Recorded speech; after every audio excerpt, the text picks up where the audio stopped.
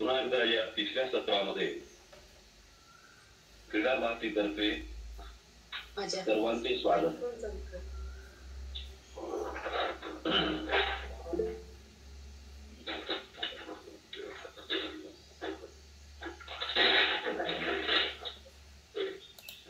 जे नवीन आपल्याला या वेबिनारमध्ये जॉईन झालेले आहेत त्यांना पुन्हा एकदा सर्वांना क्रीडा भारती या संस्थेची थोडक्यामध्ये मी आपण माहिती देतो. खेळातून चरित्र निर्माण करायचे व चारित्र्यातून राष्ट्र निर्मिती करायची या उक्तीप्रमाणे 1992 साली पुणे येथे क्रीडा भारतीची स्थापना झाली.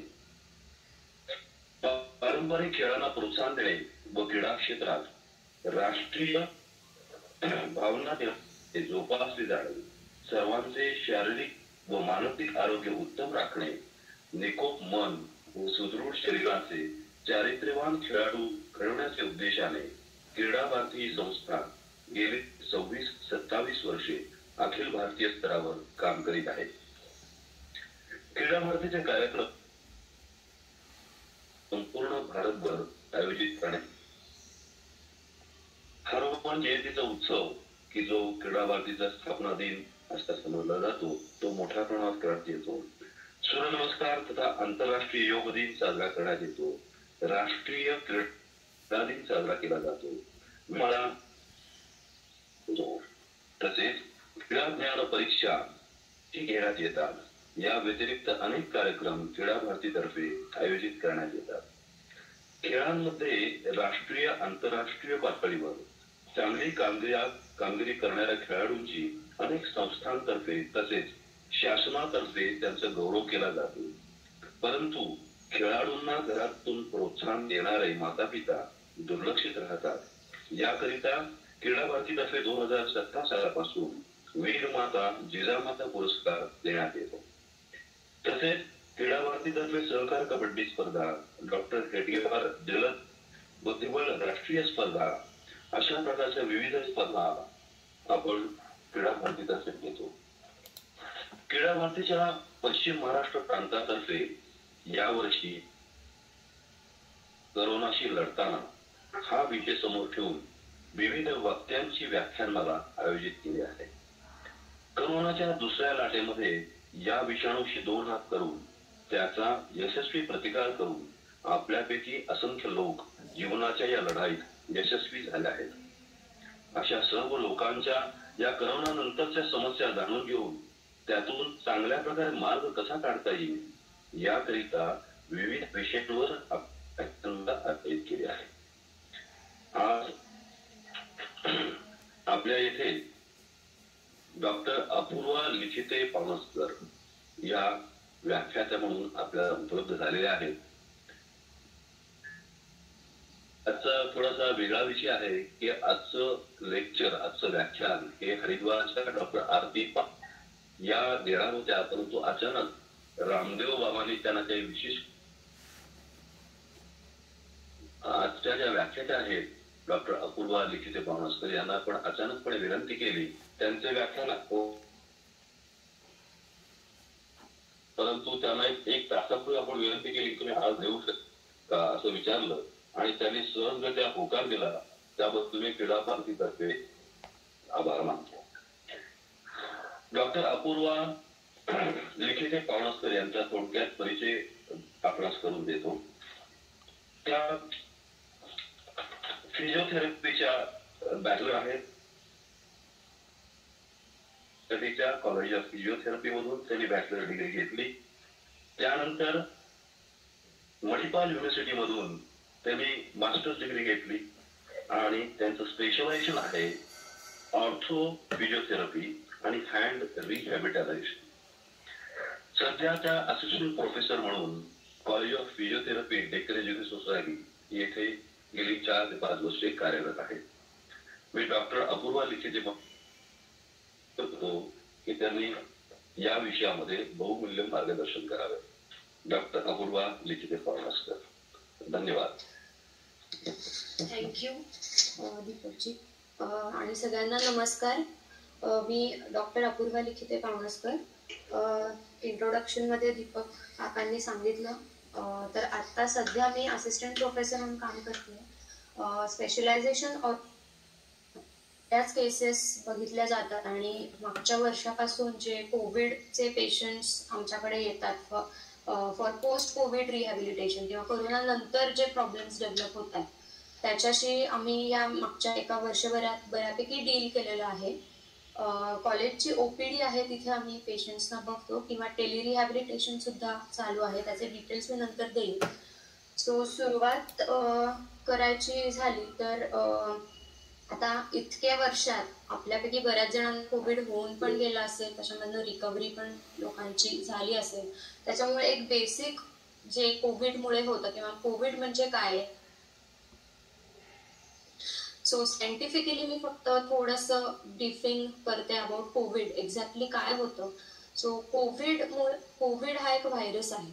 सो व्हायरसमुळे जो न्यूमोनिया होतो आणि बॅक्टेरियल न्यूमोनिया हे दोन वेगळे प्रकार आहेत. कोविड मध्ये व्हायरसमुळे न्यूमोनिया होतो. सो मी स्लाइड एक शेअर करते, ती दिसते का प्लीज मला सांगा.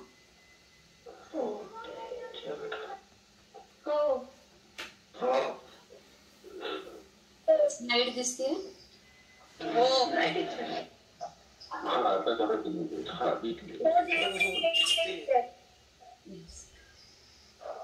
सो आपले लंग्स जे असतात, सर हा जर बघितलात तर तुम्ही हा मेन ब्रीदिंगचा प्रक्रिया ज्याला म्हणतात, त्याच्यामधनं आपण ऑक्सिजन जो घेतो तो आत येतो आणि नंतर याच्या पुढे जे ब्रांचिंग होतं त्याच्यामध्ये इथे जर तुम्ही बघितलं तर दोन ॲरोज दिसतील.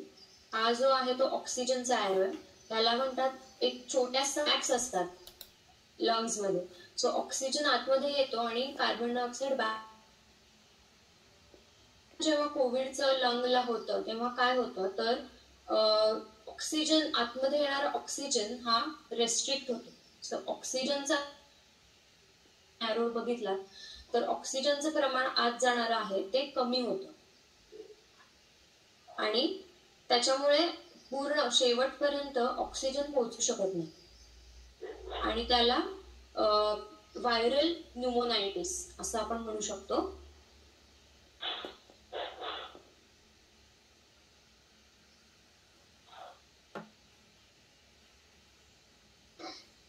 सो हा व्हायरल न्यूमोनायटिस झाल्यामुळे क्लिनिकली पेशंट कडून काय दिसतं तर श्वास घ्यायला त्रास होणे, लवकर दम लागणे, ह्या दोन महत्वाचे हे दोन सिम्पटम्स पेशंट कडून आपल्याला दिसतात. सो आता फेजेस जर बघितलं कोरोनाच्या फेजेस, तर अक्यूट फेज म्हणजे इमिजिएटली जेव्हा पेशंटला त्रास होत असतो that is called as acute phase. So acute phase मध्ये ब्रीदिंग एक्सरसाइजेस करायचे का नाही ह्याचं मार्गदर्शन फिजिओथेरपिस्ट किंवा कार्डिओलॉजिस्ट यांच्याकडनं घेणं गरजेचं आहे. जेव्हा पेशंटला श्वास घ्यायला त्रास होत असतो तेव्हा ब्रीदिंग एक्सरसाइजेस शक्यतो टाळावे. जेव्हा स्टेबल स्टेज बाकीचे इतर एक्सरसाइजेस आपण करू शकतो. तर आता फिजिओथेरपी कशी हेल्प करते कोरोनाच्या काळामध्ये किंवा आपण म्हणू की पोस्ट कोविड होऊन गेल्यानंतरच्या फेजमध्ये फिजिओथेरपी कशी हेल्प करते. तर पहिलं म्हणजे जो थकवा आलेला असतो तो रिड्युसिंग द फटीग, तो थकवा कमी करणे. त्याच्यानंतर एन्ड्युरन्स म्हणजेच आपली वर्क कपॅसिटी किंवा आपल्या लंगचा स्टॅमिना वाढवणे ही दुसरी. 14 दिवस क्वारंटाईन राहिल्यामुळे पेशंट एकाच खोलीत राहिल्यामुळे ज्या ऍक्टिव्हिटीज फिजिकल ज्या ऍक्टिव्हिटीज असतात रोजच्या त्या कमी झालेल्या असतात. सो त्या हळूहळू ग्रॅज्युअली चालू करणे आणि मसल स्ट्रेंथ जी असते ती आपली कमी झालेली असते 14 दिवसांच्या इनऍक्टिव्हिटीमुळे, ती आपण पुन्हा डेव्हलप करायची. So increasing the muscle strength, adding the recreation, reducing fatigue आणि इम्प्रूव्हिंग द वर्क कपॅसिटी किंवा आपण ज्याला म्हणू शकतो स्टॅमिना. या 4 गोष्टी आता आपण स्टेप बाय स्टेप बघूयात की कुठले कुठले व्यायाम प्रकार किंवा कुठले स्ट्रेंथ वाढवण्याचे कुठले प्रकार आपण करू शकतो. ते स्क्रीन शेअर करते. हो टीचर. Okay teacher.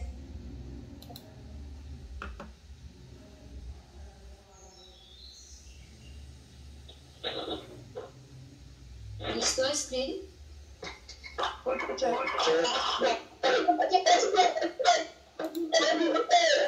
सगळ्यांनी आपापले मायक्रोफोन बंद ठेवायची आवश्यकता आहे. मध्ये कोणी बोलायचं नाहीये.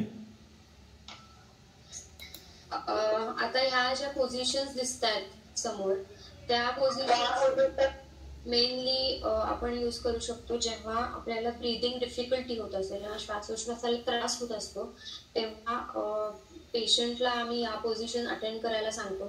घरी असू देत किंवा कामाच्या ठिकाणी असू देत, जेव्हाही हा त्रास होतो तेव्हा पहिली म्हणजे sitting with leaning forward. So तुमचे एल्बोज पूर्ण मांडीवर सपोर्ट करायचे, पुढे वाकायचं आणि चेहरा तुमचा जमिनीच्या साईडला झाले असलेला पाहिजे. आणि या पोझिशन मध्ये ब्रीद करणं किंवा श्वासोश्वास करणं हे इझीच आहे. त्याच्यानंतर दुसरं म्हणजे पुढे सपोर्ट घेऊन पिलो किंवा जे काही असेल सॅक कुठेही असाल तुम्ही, सो पुढे लीन करून हात डोकं त्याच्यावरती ठेवून पुढे लीन करून बसायचं, पुढे वाकून बसायचं. त्याच्यानंतर उभ्या स्टँडिंग पोझिशन मध्ये हात पूर्ण सपोर्ट करायचे आणि एक पाऊल पुढे एक मागे आणि पुन्हा पुढे वाकून उभं राहायचं. आणि दुसरं अजून एक पाठीला पूर्ण सपोर्ट घेऊन रिलॅक्स उभे राहायचं. तर या पोझिशन मुळे आपली लंगची किंवा ब्रीदिंग एफर्ट ज्याला आम्ही म्हणतो तो ब्रीदिंग एफर्ट कमी लागतो. त्याच्यामुळे इझिली श्वासोश्वास पेशंटला घेता येतो.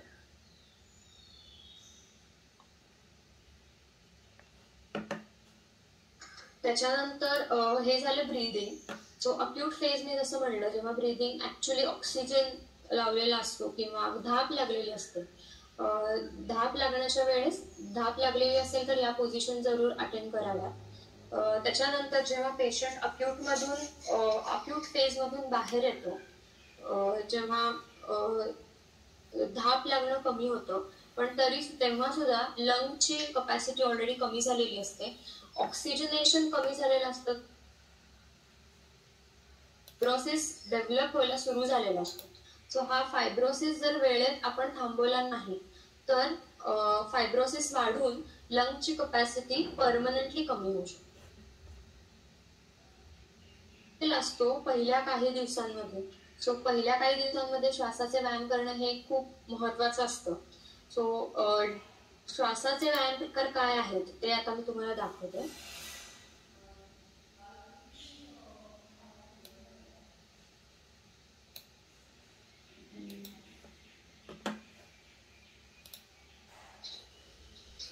स्क्रीन दिसतोय?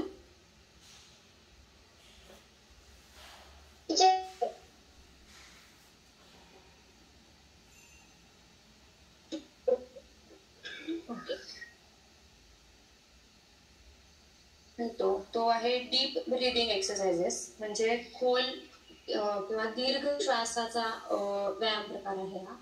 ज्याच्यामध्ये नाकाने खोल श्वास घेऊन तोंडाने सोडायचा असतो. नाकाने खोल श्वास घेऊन 1 ते 5 अंक मोजायचे, श्वास रोखून ठेवायचा आणि त्याच्यानंतर श्वास सोडताना तो तोंडावाटे सोडायचा. म्हणजे आपण चहावर जशी फुंकर मारतो, ओठांचा ओ शेप करून जशी आपण चहावर फुंकर मारतो त्याप्रमाणे श्वास सोडायचा. सो इनहेल म्हणजे श्वास घ्यायचा, श्वास घेतल्यावरती आपला पोट किंवा छातीचा जो भाग आहे तो पूर्ण फुगायला पाहिजे, जे हवा आत गेल्यावर. होल्ड करायचा, 5 काउंट करायचा. एक्झेल, श्वास सोडताना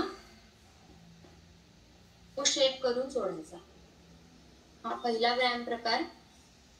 या व्यायाम प्रकारमुळे आपली जेव्हा तुम्ही आतमध्ये इनहेल डीप ब्रीथ करता तेव्हा ऑक्सिजन आतमध्ये होल्ड करून ठेवायचा, ज्यामुळे ऑक्सिजन पूर्ण मी जे मगाशी सॅक्स दाखवलेल्या लंग मध्ये असतात पूर्ण शेवटपर्यंत ऑक्सिजन जाईल.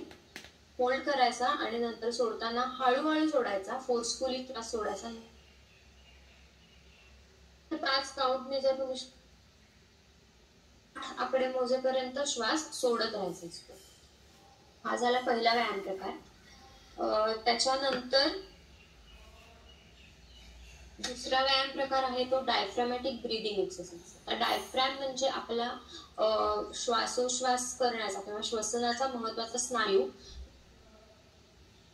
छातीच्या खाली या जंक्शनला असतो, छातीच्या खाली असतो तो.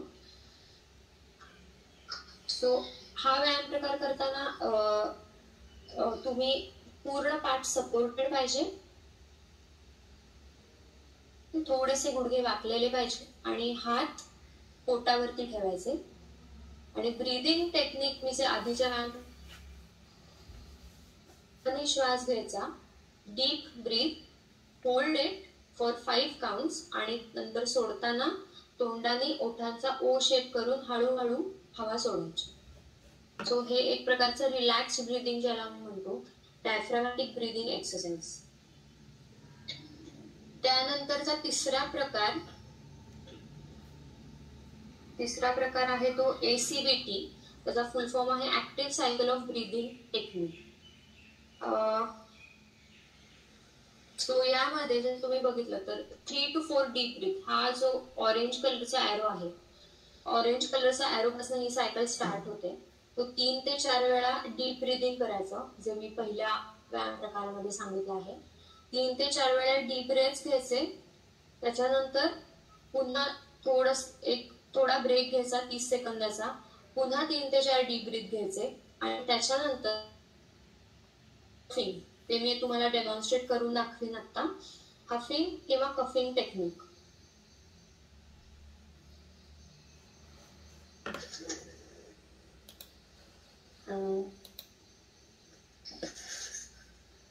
सो आता मी दाखवते.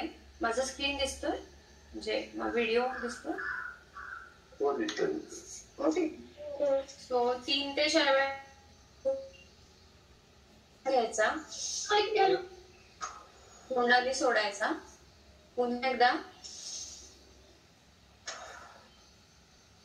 असं 3 ते 4 वेळा केल्यानंतर हफिंग म्हणजे फोर्सफुल एक्झलेशन किंवा फोर्सफुल ब्रीदिंग आउट ज्याला म्हणतो, म्हणजे हे हफिंग.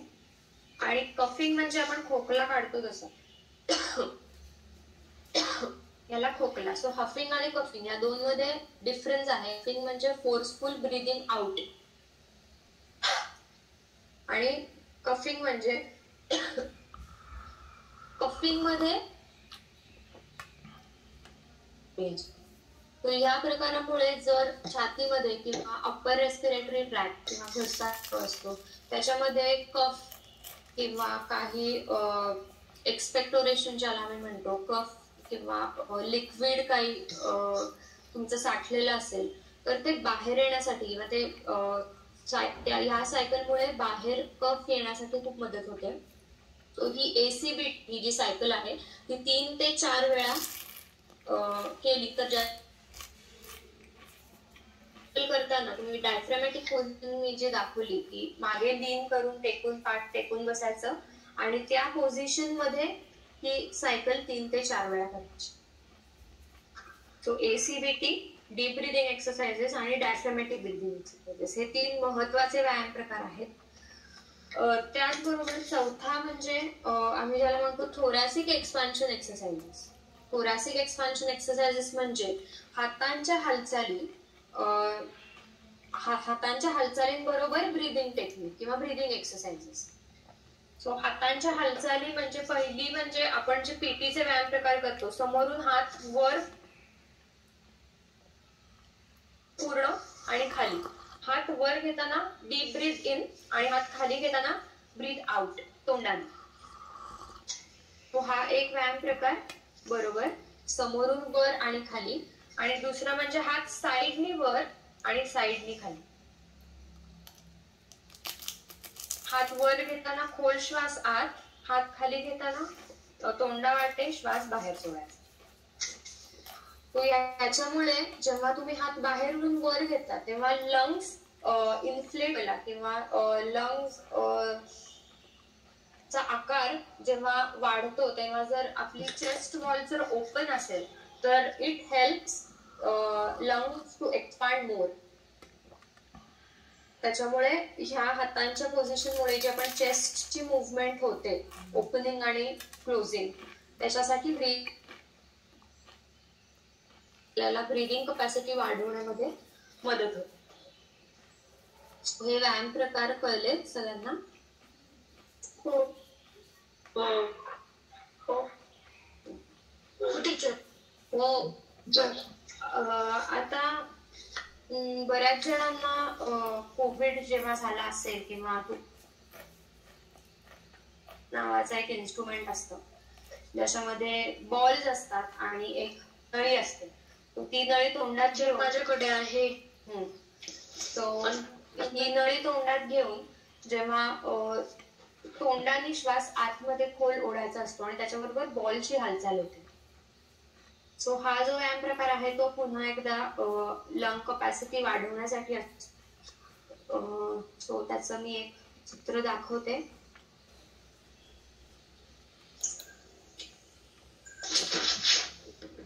टीचर माझ्याकडे आहे पण बॉक्स नाही केले.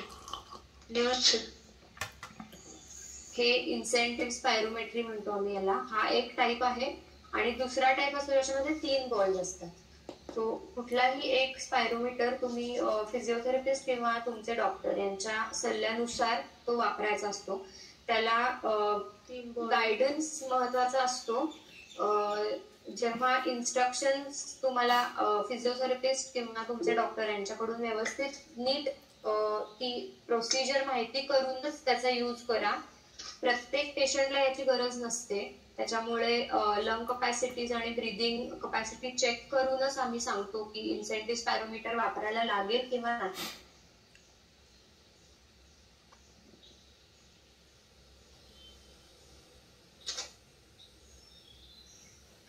सो हे झालं ब्रीदिंगचं. आता आपण बघूयात की बाकीच्या बॉडीच्या सिस्टीमवर कोविडचा काय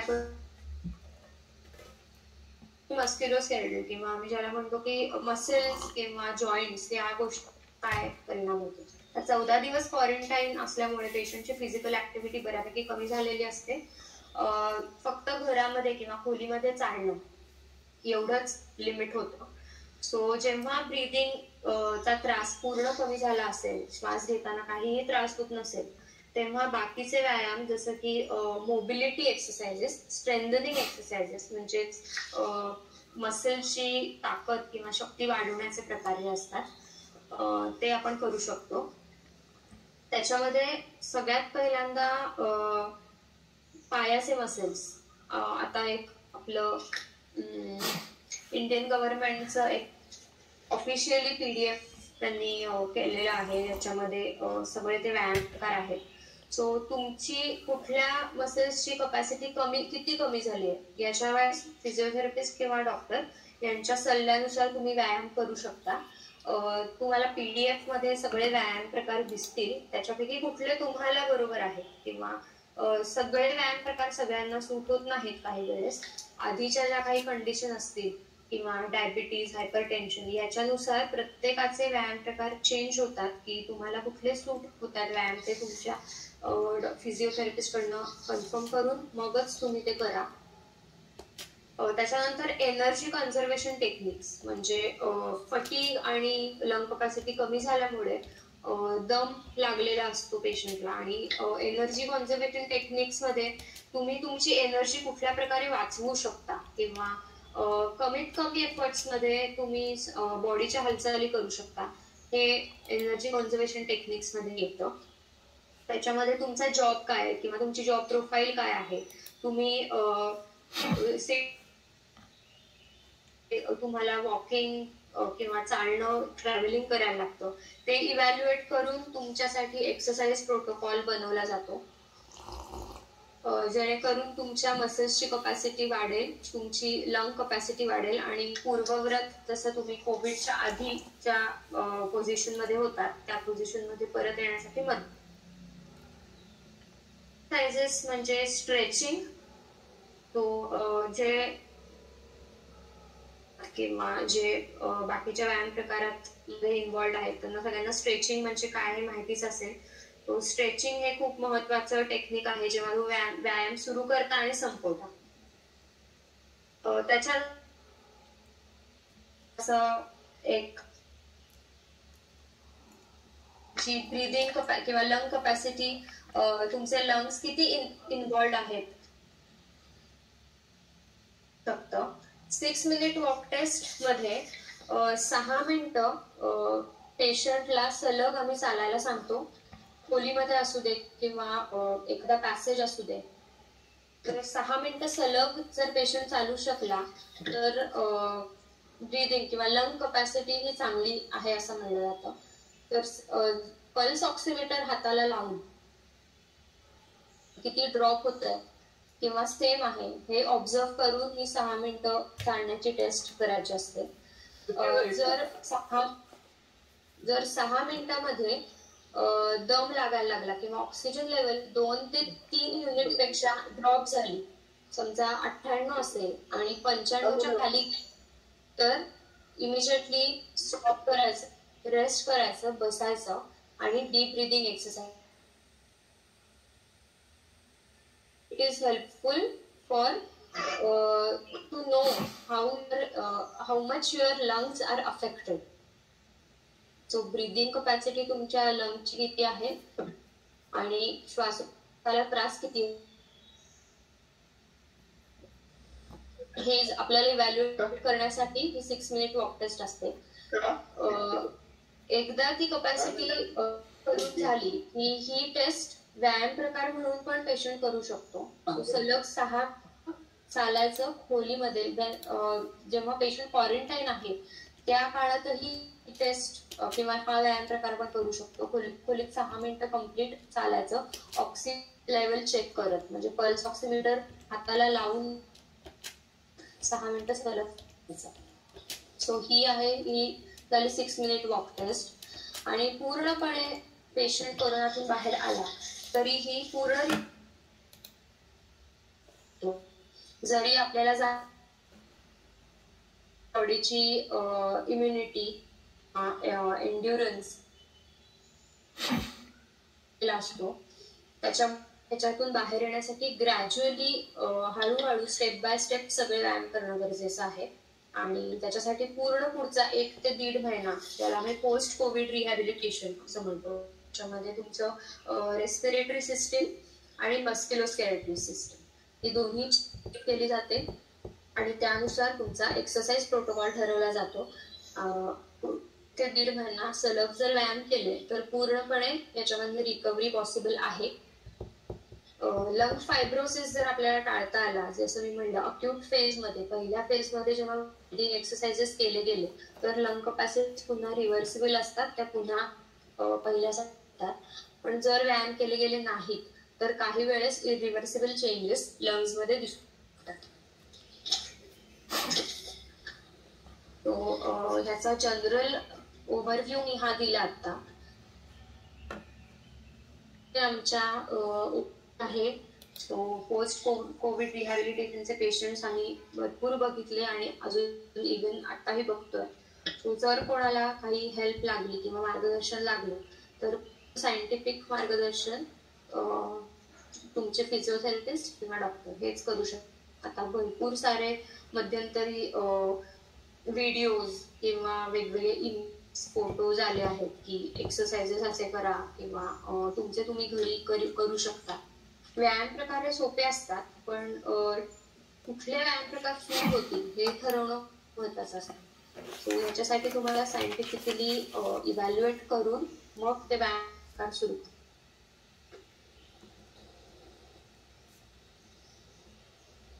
केलं आहे.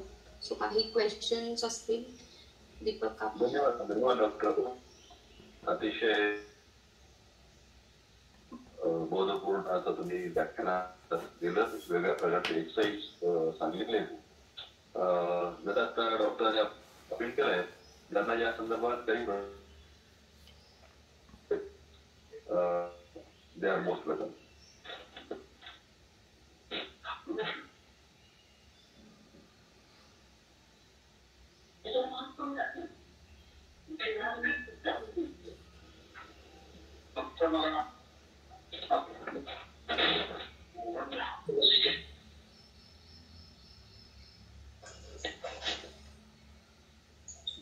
शिंदे सर बोला.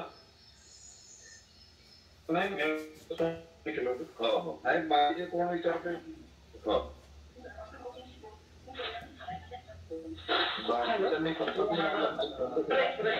हा हॅलो. जर आपण तर जेवण काय करायला पाहिजे.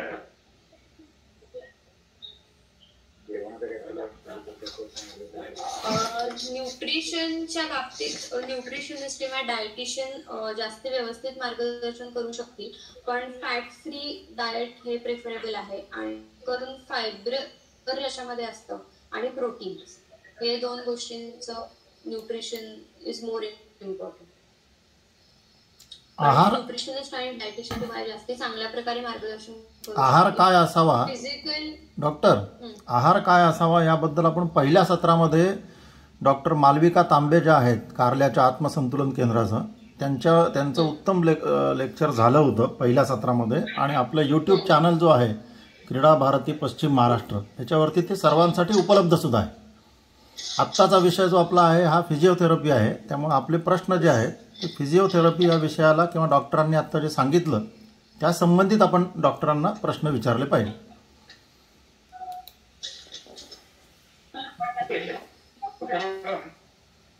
Yes.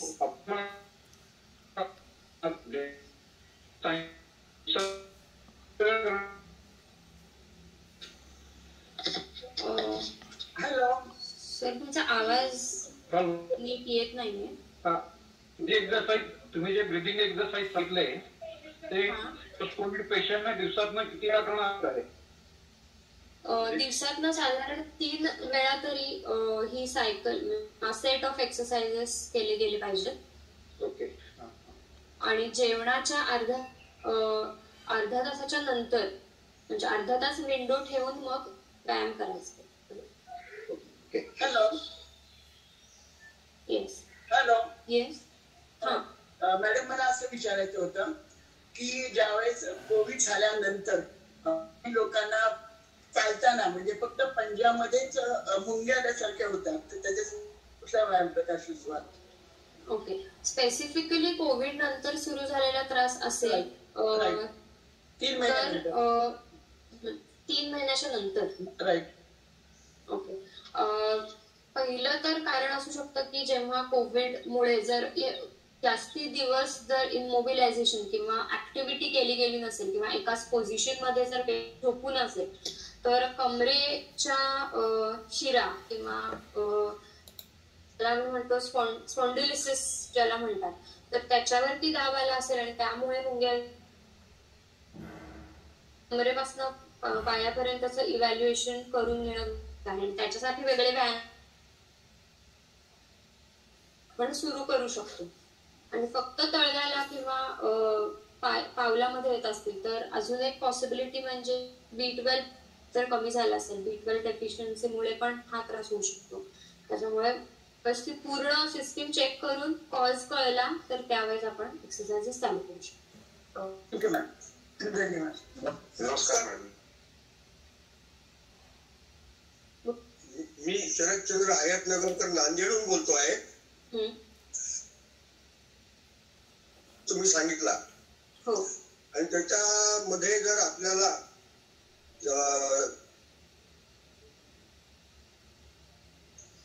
तर त्यासाठी कुठल्या प्रकारचं एक्सरसाइज करावं लागेल किंवा प्रकारचे योगा करावे लागतील ते करून आपल्याला लंग कॅपॅसिटी वाढेल.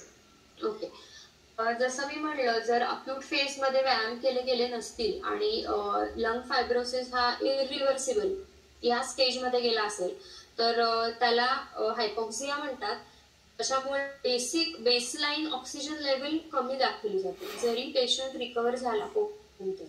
आणि जर हा हायपॉक्सिया झालेला असेल तर बेसलाईन लेवल पण कमी होते. त्याच्यामुळे घाबरून जाण्यासारखं नाही. म्हणजे समजा 95 किंवा 94 अशी ऑक्सिजन लेवल दाखवत असेल पण ब्रीदिंग डिफिकल्टी नसेल तर घाबरण्याचं काही कारण नाही. पण पूर्ण पुढचे साधारण 6 महिने तरी कंपल्सरी ब्रीदिंग एक्सरसाइजेस करून लंग कपॅसिटीज मेंटेन करणं हे महत्वाचं असतं. म्हणजे अजून कपॅसिटी कमी होऊ नये याची काळजी घ्यायची. काही वेळेस इरिव्हर्सिबल हायपोक्सिया तर काही वेळेस लंग कपॅसिटी वाढत नाही, त्या थोड्याच राहतात. पण क्लिनिकली म्हणजे ऍक्च्युअल पेशंट काही त्रास होत आहे की नाही ब्रिदिंगला याच्यावरती ट्रीटमेंट पुढची ठरवली जाते. म्हणजे 6 मिनिट जे आहे वॉकिंग आहे ते फक्त ऑब्झर्वेशन साठी आहे. ऑब्झर्वेशन साठी आहे प्रायमरी, पण व्यायाम प्रकार म्हणून पण सुरू करू शकतो. आणि जेव्हा तुम्ही व्यायाम प्रकार म्हणून 6 मिनिट करता तेव्हा 6 मिनिटच्या ऐवजी तुम्ही पुढेही त्याचे मिनिटं वाढवू शकता, 6 से 8, 8 से 12. पण बेसिक 6 मिनिट जी आहे ती ऍक्च्युअल कपॅसिटी चेक करण्यासाठी केली जाते. धन्यवाद मॅडम. धन्यवाद मॅडम. नमस्कार. मला असं विचारायचं होतं, आता तुम्ही ज्या ब्रीथिंग एक्सरसाइज सांगितल्या आहेत, आता शालेय मुलं जरा बसूनच सगळं काम त्यांचं घरून चालू आहे, तर त्या तशा एक्सरसाइज मुलांसाठी घ्या की आणखी काहीतरी वेगळ्या एक्सरसाइज आपण त्यांना सुचवू शकता? नाही, सेम एक्सरसाइजेस आहेत. मी जे 3 प्रकार सांगितले ते. Okay, thank you. नमस्कार मॅडम.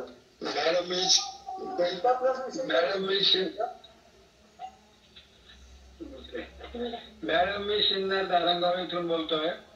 माझ्या पायाला, डाव्या पायाला मुंग्या येतात तळपायापर्यंत, कमरेपासून तळपायापर्यंत. काय करायला पाहिजे? व्यायाम तर करतोय. तुमचा त्रास कधीपासून आहे किंवा हे ते सगळं चेक करायला लागेल असं. त्याच्यामुळे मला एक्झॅक्टली आयडिया येत नाही की कशामुळे तुमचा त्रास सुरू झालाय. तो स्पेसिफिकली कोविड नंतर आहे का आधीपासून सुरू आहे ते एकदा चेक करायला. आधीपासून आहे. हॅलो, आधीपासून आहे म्हटलं. हॅलो, हा बोला. त्यांचा त्रास आधीपासूनच आहे, कोविड नंतर नाही. आधीपासूनच होतं, पण कुठल्या गोष्टी एकदा तुम्ही तुमचे काही मेडिकल रिपोर्ट्स किंवा बाकीची माहिती विचारायला लागेल, त्याच्यानुसार मी व्यायाम सांगू शकते.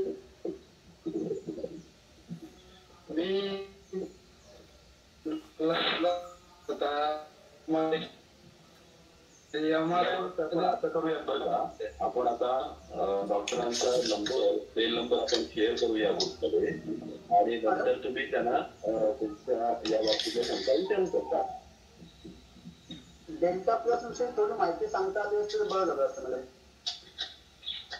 हॅलो, डेल्टा प्लस विषयी थोडी माहिती सांगता आली असती तर बरं झालं असतं. ओके. आता हा जो व्हायरस आहे तो म्युटेशन ज्याला आपण म्हणतो, तर तो म्युटेट होत आहे. फर्स्ट वेव्ह मध्ये खूप जास्ती स्टेरॉइड्सचा वापर झाल्यामुळे व्हायरस हा स्वतःमध्ये चेंजेस घडवून आणत आहे. त्याच्यामुळे स्पेसिफिक औषधं घेणं हे जास्ती महत्वाचं आणि बरोबर आहे. जे फर्स्ट वेव्ह मध्ये आपण ट्रायल अँड एरर करून स्टेरॉइड्स आणि बाकीची बरीच अँटीबायोटिक्स असे बाकीचे ड्रग्सचा वापर करून जे बघितलं, त्याच्यामुळे हा व्हायरस म्युटंट झालाय. त्याच्यामुळे हे वेगवेगळे म्युटंट्स किंवा म्युटेशन जे होत आहेत ते येतात. आणि आता स्पेसिफिक औषधं तयार झाल्यामुळे होपफुली म्युटेशन्स आपल्याला थांबवता येतील, एवढंच मी सांगू शकते. धन्यवाद मॅडम. डॉक्टर नमस्कार. मला एक विचारायचं की स्टीम इनहेलिंग आणि गरम पाणी पिणं याचा कितपत फायदा होतो? स्टीम इनहेलेशन जेव्हा आतमध्ये चेस्टमध्ये एक्सपेक्टोरेशन किंवा कफ ज्याला आपण म्हणतो ते जर असेल तरच स्टीमचा उपयोग होतो. पण एक्सेसिव्ह स्टीम घेतली तर ज्याला आम्ही इनहेलेशन बर्न्स असं म्हणतो तो त्या प्रकारचा त्रास होऊ शकतो. जेव्हा ड्राय स्टीम खूप ड्राय असते आणि ड्राय बर्न्स होऊ शकतात, मेनली अप्पर रेस्पिरेटरी ट्रॅक्ट किंवा ट्रकिया वरचा भाग जो असतो त्याला. सो जेव्हा कफ किंवा छातीमध्ये कफ साठलेला असतो तेव्हा स्टीम उपयोगाची असते. नमस्कार डॉक्टर. बोला. डॉक्टर डेल्टा प्लस याच्यावर काय कोविड औषध आले का आतापर्यंत? हॅलो. नाही, ऑनगोईंग म्हणजे वॅक्सिनमुळे आत्ताचं जे वॅक्सिन अवेलेबल आहे, काही रिसर्चमध्ये असं दिसलं आहे की वॅक्सिन हे डेल्टा प्लस या व्हायरसला सुद्धा इफेक्टिव्ह आहे, पण स्पेसिफिक औषध असून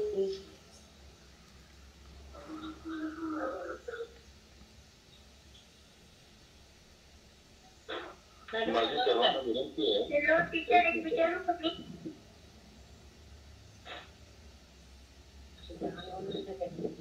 हॅलो, माझी सर्वांना विनंती आहे की आपला विषय आजचा कोविड नंतर फिजिओथेरपी कशा पद्धतीने आपण केलं तर आपल्याला कोविड पेशंटला फायदा होईल हा विषय आपला आहे.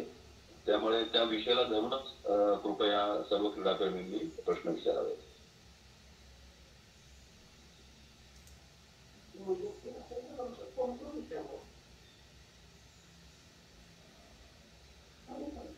टीचर मी विचारू का? टीचर माझ्या आजीच्या पोटामध्ये ना आणि माझ्या पोटामध्ये खूप दुखतंय.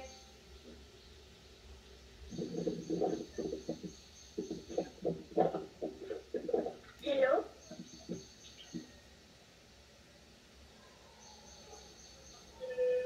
मुलाच्या पालकांनी या विषयामध्ये लक्ष घालावे आणि योग्य प्रश्न विचारायचे असेल तर जरा त्वरित विचारावा.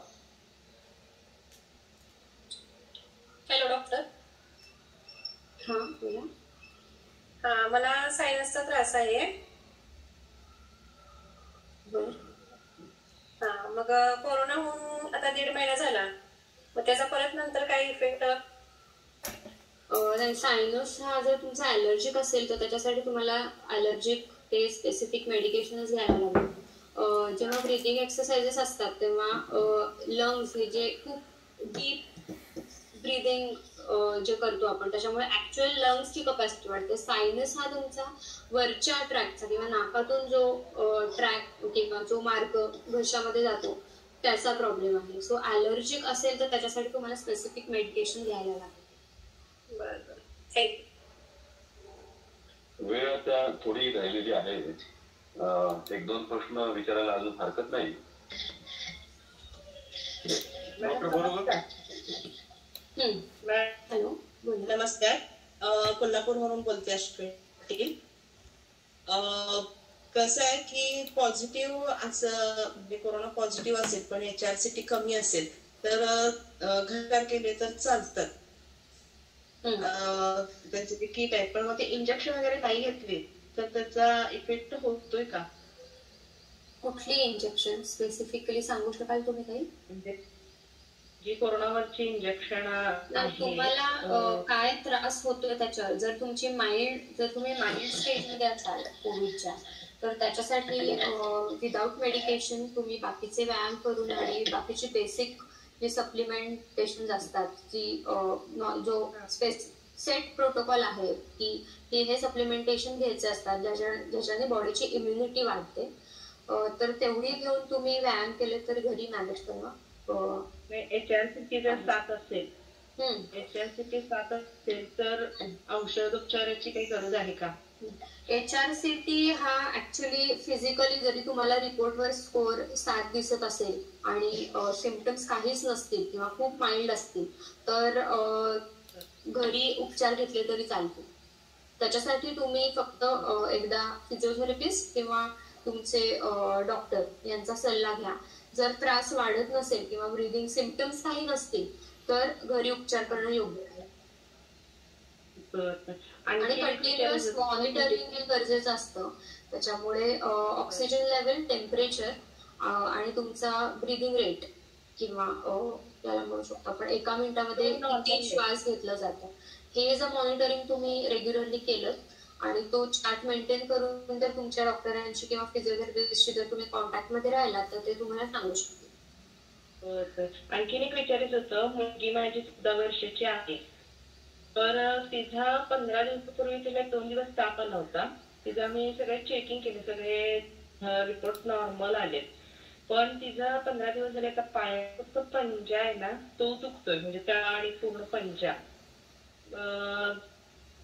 15 दिवसापूर्वी 1-2 दिवसानं ताप वगैरे यायचं तिला, पण आता ताप नाहीये, पण पंजा आहे तो पायाला म्हणजे खाली पाय टिकवत नाही म्हणून दुखायला लागलाय.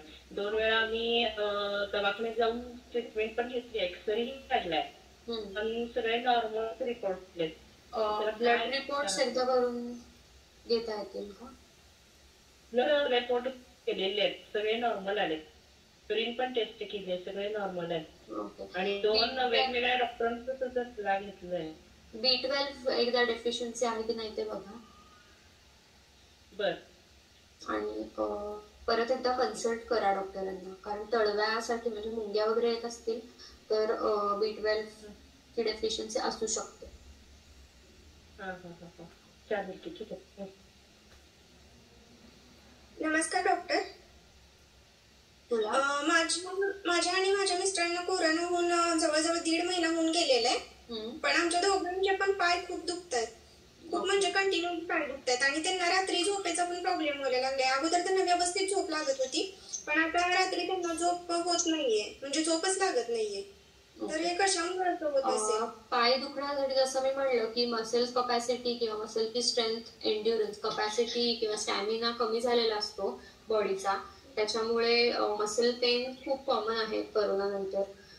त्याच्यासाठी तुम्ही वॉकिंग किंवा पायाचे जे एक्सरसाइजेस आहेत, वजन लावून पायाचे एक्सरसाइजेस, हे तुम्ही प्लीज कन्सल्ट करून सुरू करा व्यायाम करणं. चालेल, थँक्यू. आणि झोपेसाठी झोप पण त्यांना म्हणजे होतच नाहीये झोपाची, अगोदर व्यवस्थित झोप असायची त्यांना. नाही, झोपेचं सॉरी मी जास्ती नाही सांगू शकत, झोप कशामुळे तुम्हाला फिजिशियनशीच तुमच्या बोलायला लागेल. Okay, thank you doctor. धन्यवाद. मला वाटतं बऱ्याच आपल्या क्रीडाप्रेमींचं शंका झालं असावं.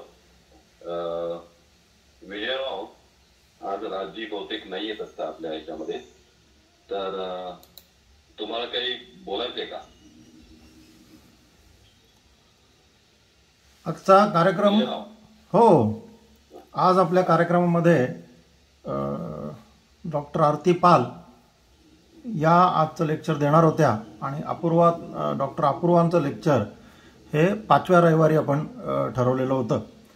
आपण अपूर्वाजींना विनंती केली आणि त्यांनी आपली अडचण समजून अतिशय थोड्या वेळामध्ये तयारी दाखवून आज आपल्याकडे त्यांनी लेक्चर दिलं. याबद्दल प्रथमतः त्यांचे आभार.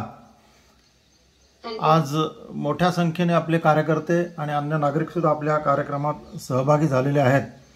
डॉक्टर आरती पाल यांनी आपल्याला कबूल केलेलं आहे की आता 5वा रविवार जो आहे, पुढच्या रविवारी आपल्याकडे डॉक्टर संजोगिता सुदन यांचं लेक्चर आहे, आणि 5व्या रविवारी परत एकदा डॉक्टर आरती पाल आपल्यासाठी उपलब्ध असणार आहे. आपल्या या उपक्रमाला एकूणच या सगळ्या क्रीडा क्षेत्रामध्ये, क्रीडाप्रेमींमध्ये अतिशय चांगला प्रतिसाद मिळतो आहे, आणि हे सगळी लेक्चर जी आहेत 5ही ही आपण आपला यूट्यूब चॅनल जो आहे क्रीडा भारती पश्चिम महाराष्ट्र याच्यावरती पब्लिश केलेली आहेत. त्यामुळे सर्वांना ज्यांना तिथे आवश्यक आहे परत रेफरन्स घेण्याची किंवा मागची लेक्चर ज्यांची बुडलेली आहेत ते त्या ठिकाणी जाऊन हे लेक्चर पुन्हा एकदा प्रश्नोत्तरासकट पूर्ण ऐकू शकतात, पाहू शकतात. धन्यवाद दीपकजी. हॅलो, मी फक्त आमच्या कॉलेजचं एक ओपीडीचे डिटेल्स शेअर करते, तर ज्यांना पुढच्या क्वेरीज किंवा काही प्रश्न असतील तर त्यांनी प्लीज कॉन्टॅक्ट करा. कॉलेजची ओपीडी फर्ग्युसनच्या कॅम्पसमध्ये आहे, आणि माझे काही कलिग्स ज्यांनी जे कार्डिओ रेस्पिरेटरीमध्ये तज्ज्ञ आहेत ते याबद्दल मार्गदर्शन करू शकतील. धन्यवाद. जरूर शेअर करा.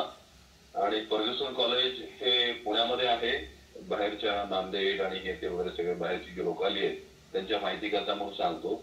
आणि फर्ग्युसन कॉलेजच्याच परिसरामध्ये डेक्कन एज्युकेशन सोसायटीच्या कॉलेज ऑफ फिजिओथेरपीमध्ये डॉक्टर अपूर्वा लिखिते पावणसकर या सध्या असिस्टंट प्रोफेसर म्हणून कार्यरत आहेत. मी त्यांचं पुन्हा एकदा क्रीडा भारतीतर्फे मनपूर्वक आभार मानतो.